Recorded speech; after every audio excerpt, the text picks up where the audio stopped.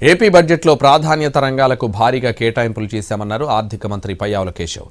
అసత్యాలు చెప్పారంటూ కౌంటర్ ఇచ్చారు వైసీపీ నేత బుగ్గన. బడ్జెట్ అంచనాలు 26-27 ఆర్థిక సంవత్సరానికి మొత్తం 3,32,205 కోట్ల రూపాయలను ప్రతిపాదిస్తున్నాను. అందులో ఆదాయ వ్యయం 2,56,143 కోట్ల రూపాయలు, మూలధన వ్యయం 53,915 కోట్లగా అంచనా వేయబడింది.